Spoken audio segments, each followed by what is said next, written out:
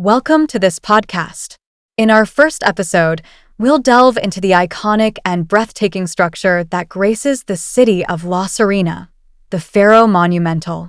It stands as a symbol of public recognition for the city and ranks among the most representative and popular tourist destinations here. Many of you may have encountered and visited it while visiting the city, but behind its grandeur lies a fascinating story, which we're about to uncover. Constructed between 1950 and 1951 as part of the Plan Serena, an urbanization initiative led by the then President of the Republic, Gabriel González Videla, the Faro Monumental soars 25 meters high. Its designer, Ramiro Pérez de Arce, drew inspiration from the ancient walled city of La Serena during the colony, circa 1730, incorporating elements like battlements and merlins, as evident in the accompanying pictures. The meticulous execution of this project was entrusted to the engineer Jorge Cisternas Larenas.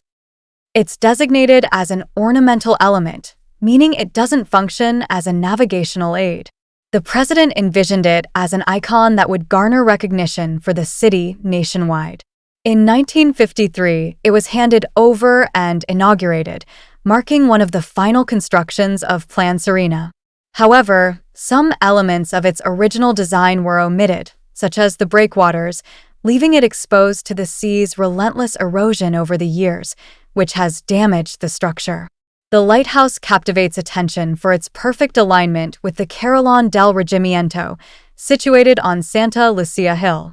The Carillon is another distinctive ornamental architectural piece of Plan Serena, together serving as the city's defining features from the west and east. The land area of this structure spans approximately 8,517 square meters.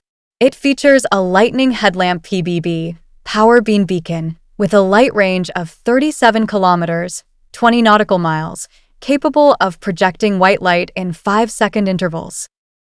The lighthouse stands 25.10 meters tall, with a total structure height of approximately 28 meters, inclusive of the Spanish battlements and tower. Of course, we can't overlook the famous cannon. This cannon, weighing 22 tons, wasn't originally part of the design. It was acquired during the war with Spain in 1866 and made available for the Pacific War in 1879, though it never saw action in the conflict. Legend has it that the cannon was used to delineate the maritime boundary by firing a shot into the sea. Later, it was transported from Peñuelas by train and installed at the Faro Monumental in the 1980s. Now, let's lay out a timeline. Between 1950 and 1951, the Faro Monumental of La Serena was constructed by the Chilean Navy as part of Plan Serena under President Gabriel González Videla. In April 1953, the entire project was officially handed over to the authorities, and on October 24th, it was inaugurated by Mayor Juan Cortés Alcayaga.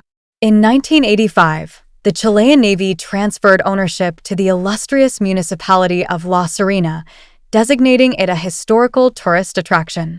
From then on, the municipality took charge of maintenance and contributed to the conservation of this iconic landmark, integrating it into Heritage Route N-46, La Serena, Living Heritage.